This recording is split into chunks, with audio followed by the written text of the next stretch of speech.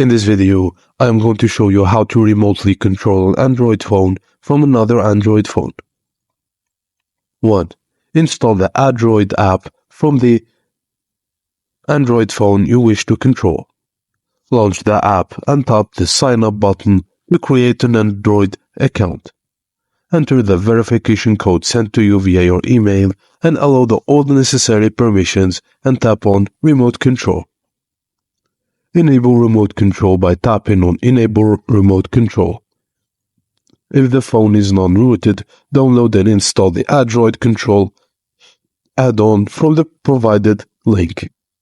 Enable the Android Control add-on in the accessibility settings on your phone.